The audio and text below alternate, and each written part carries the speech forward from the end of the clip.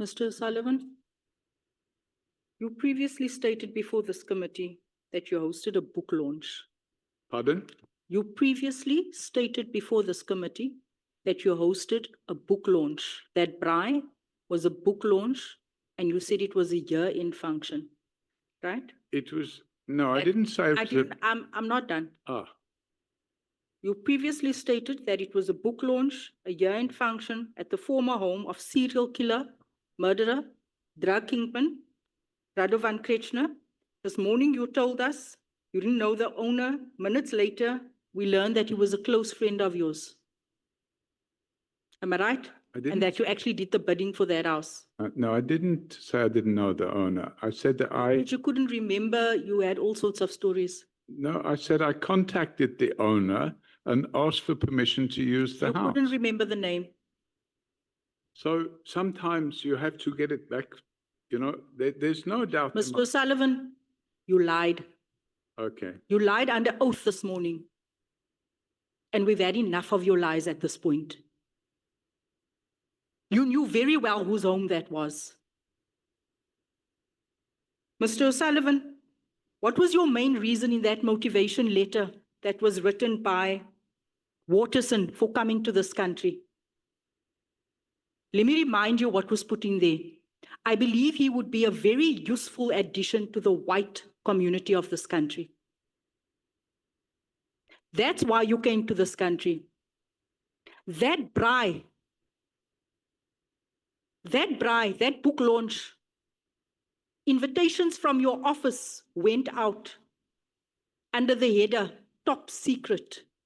Am I correct? No, it's not correct. It cannot not be correct. Because in my possession, I have those invitations that went out as top secret. I'm not asking you to respond. Can I see the invitation? Mr. O'Sullivan, vandag is die by jou nie. Can I see the Mr. O'Sullivan, I will show you. Thank you. It said top secret. It's been mentioned in this committee before. So you lied about the braai. You lied about the book launch. You lied about the fact that you didn't know the owner.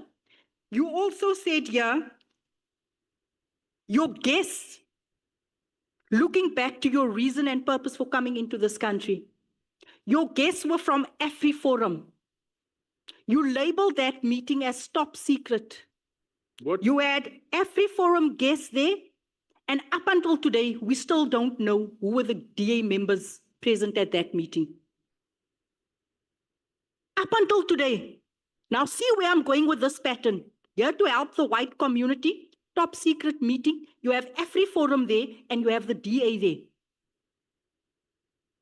In your investigations, you only target, all your targets, and Honorable Wessels pointed this out earlier on, all your targets in this country was the leadership of this country. It was ministers and it was heads of department.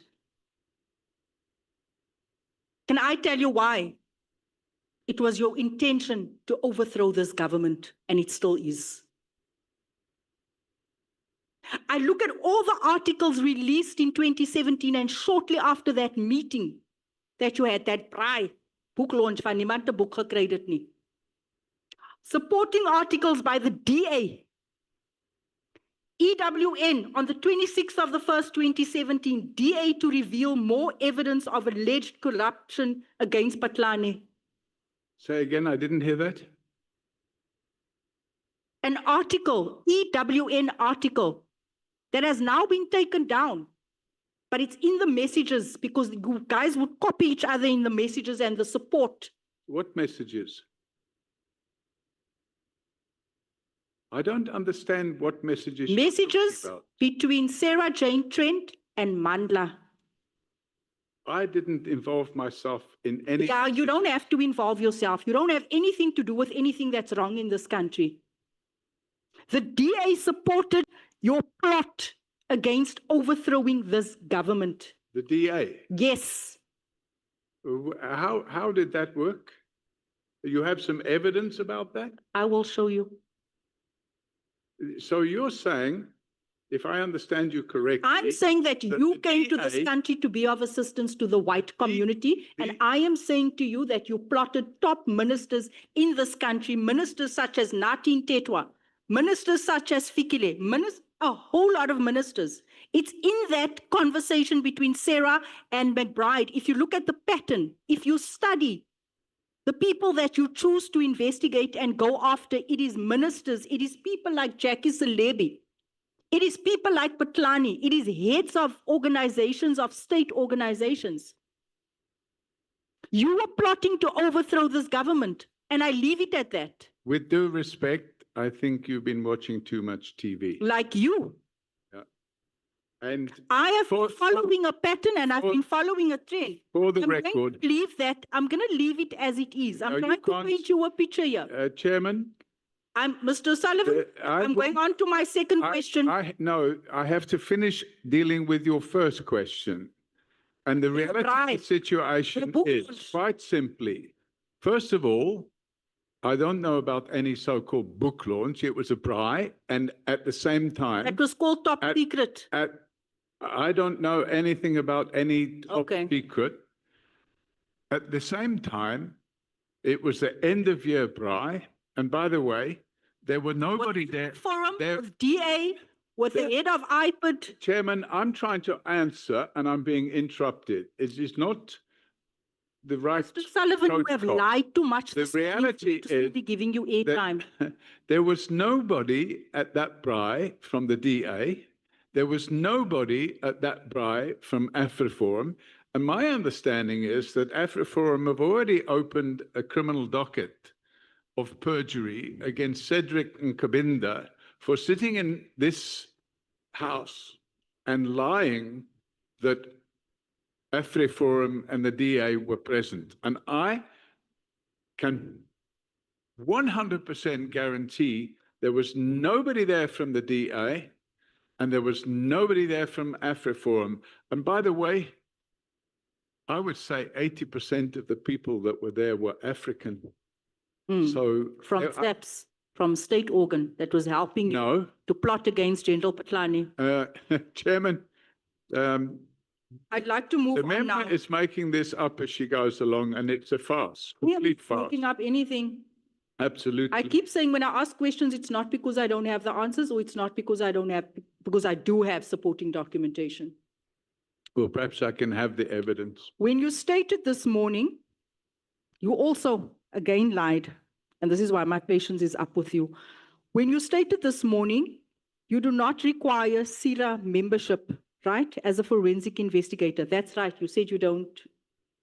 If you're a certified fraud examiner, there's an agreement between SIRA and the ACFE, which makes it clear that if you're a CFE, you do not need to be registered with SIRA.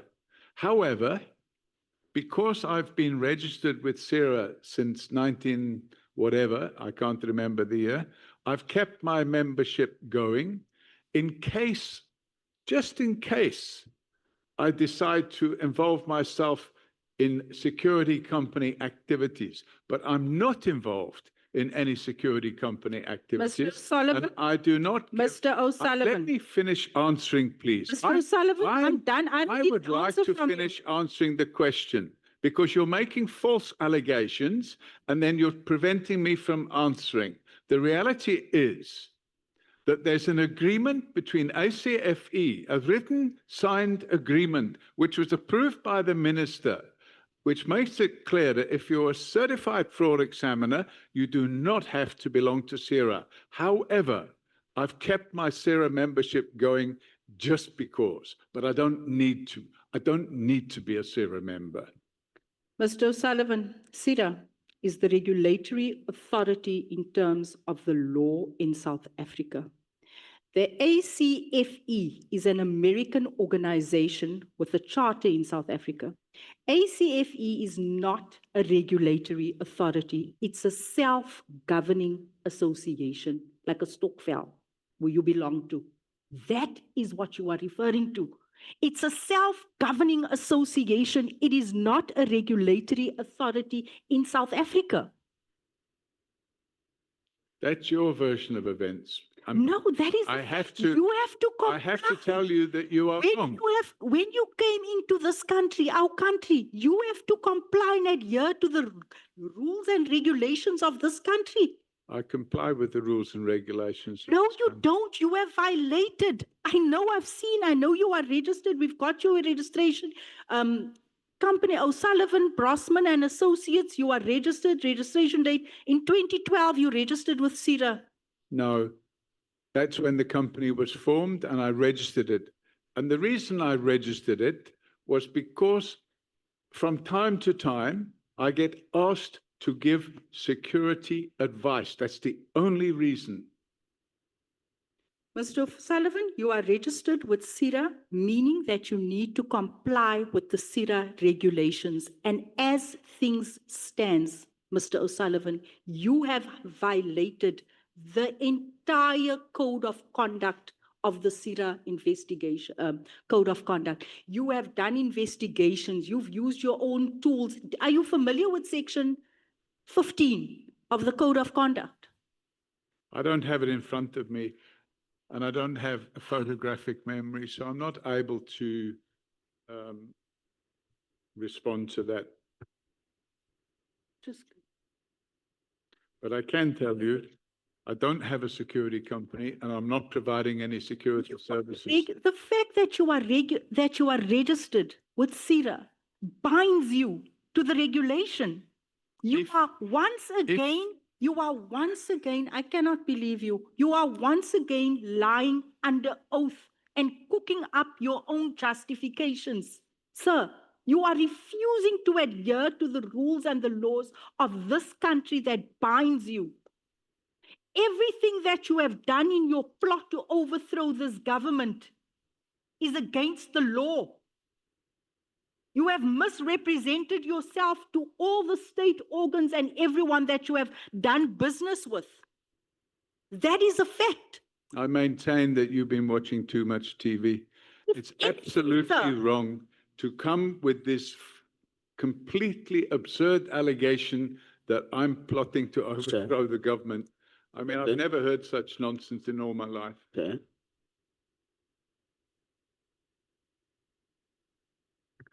Honorable Ngola. Chair, I'm rising on a serious point of order.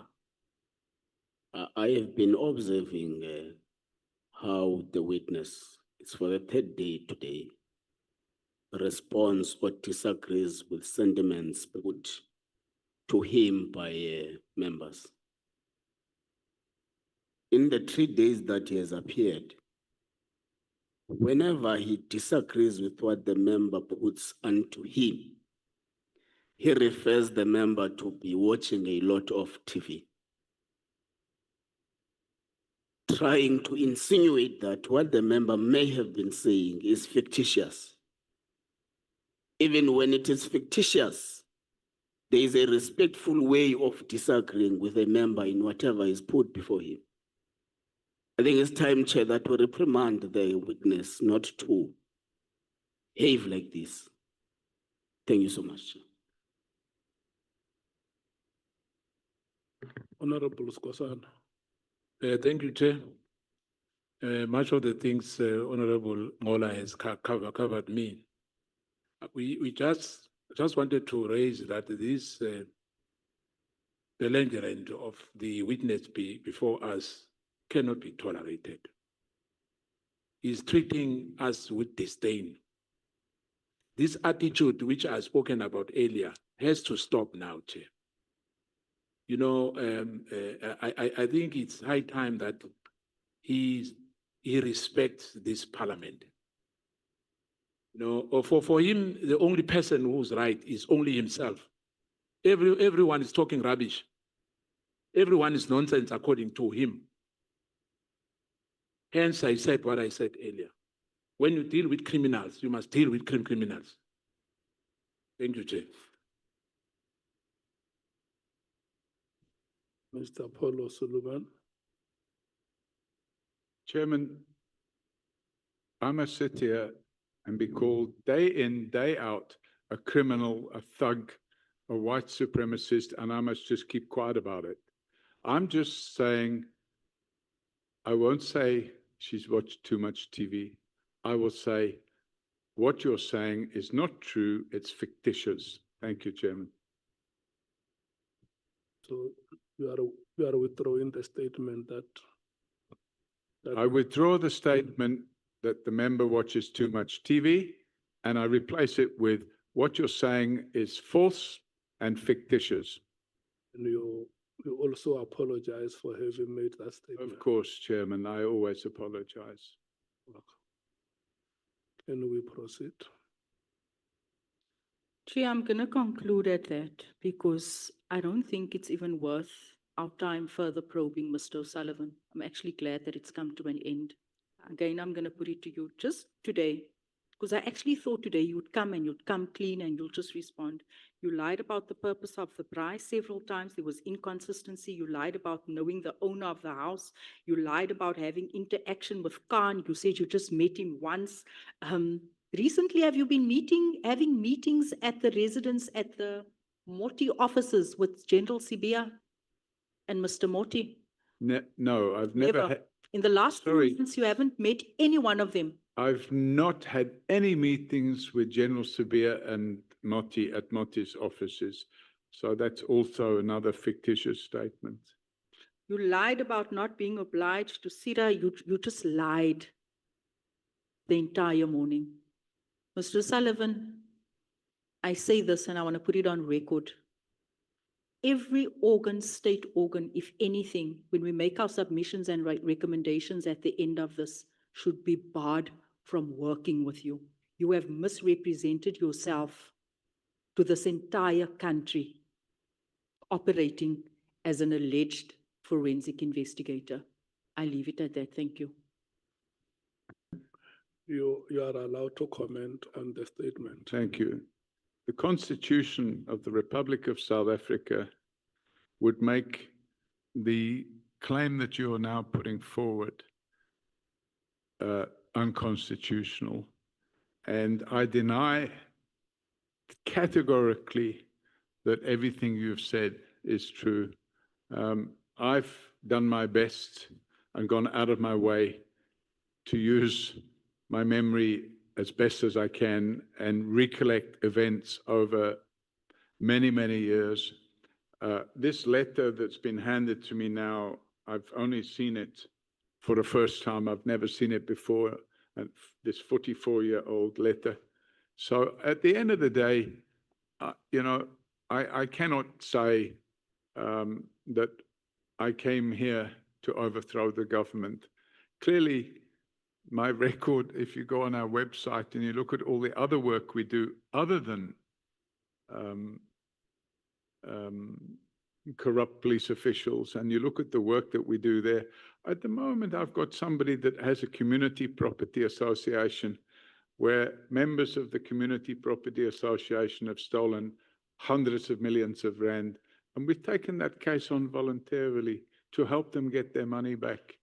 And those are not white people. They're poor people living in rural areas, Chairman. At the end of the day, I do the best I can. I'm not perfect. There's nobody perfect out there. And one thing I can say, with my head held high, I've done my best to try and make this country a better place for all citizens. Oh, okay, thank you so much.